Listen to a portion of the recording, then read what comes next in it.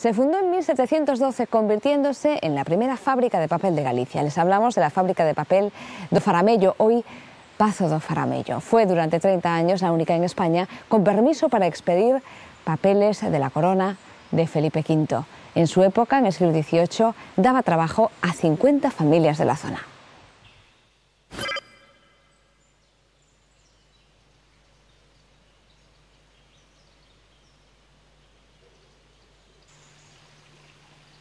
El crucero más alto del camino portugués y uno de los acebos más antiguos del país, símbolo del Ayuntamiento coruñés de Rois. Bajo esta cubierta vegetal se halla la primera fábrica de papel de Galicia.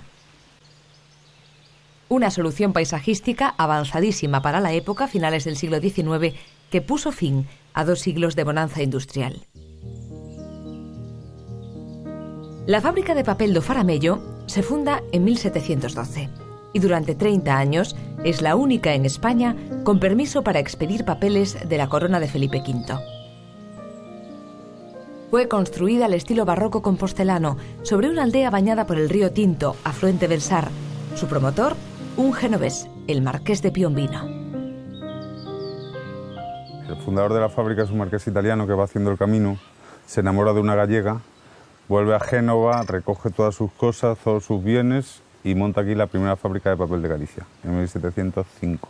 Y se trae con él a 15 italianos. Se trae a 15 operarios italianos y el capataz, que se llama Jacobo Gambino, el hijo de ese señor, resulta ser uno de los principales escultores del barroco gallego, José Gambino. Del maestro José Gambino, nacido en El Pazo, es este retablo de madera que alberga con orgullo la capilla de O Faramello.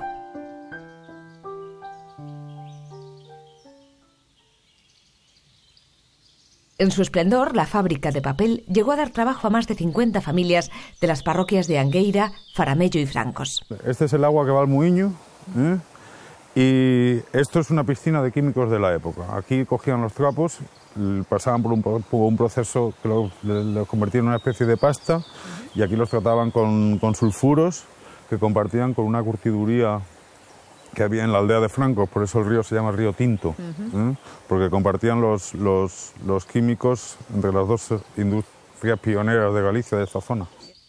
La rentabilidad del papel provocó que la generación Ribero de Aguilar, descendiente de los Piombino, llegase a fundar ya en el siglo XIX otras 2 fábricas más, la de lo usado en Cea, Ourense, y la Minerva, en el Ayuntamiento pontevedrés de Caldas. Pues te voy a enseñar una de las curiosidades del Faramello, una cosa única doble. Gracias. Esta es la canalización más antigua industrial de Galicia. Del siglo XVIII, de comienzos del siglo XVIII. Se empieza a trabajar en la construcción de la fábrica en 1705 y esto es una obra de cantería para la época faraónica. Es la primera presa industrial de Galicia, dijéramos por romana, con unos fines claramente industriales. Al pie del río Tinto, en cuevas ya infranqueables, el tatarabuelo de Gonzalo escondió un arsenal de armas para luchar contra los franceses durante la Guerra de la Independencia. Aquí se puede ver perfectamente cómo el Pazo está construido en niveles y encaramado a una aldea fluvial de principios del siglo XVIII. En esas cuevas de allí se guardó el arsenal contra los franceses en la Guerra de la Independencia.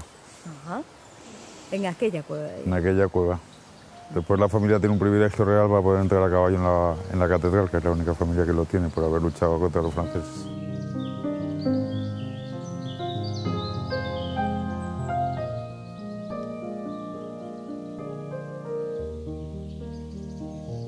Y es que los Ribero de Aguilar pronto empezaron a formar parte de la élite económica e intelectual compostelana, dejando a un lado la proyección industrial. La reconversión del sector acaba por rematar este emblema de la industria gallega.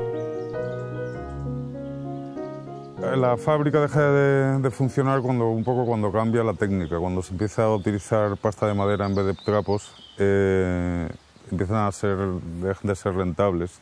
Aparte, después la familia coge mucho peso político, son alcaldes de Santiago, decanos de la facultad, y la familia se hace un poco más académica. Parece que la fábrica ya no tiene tanto glamour. Hoy aquella pionera fábrica es el último pazo atravesado por el camino portugués antes de llegar a Compostela.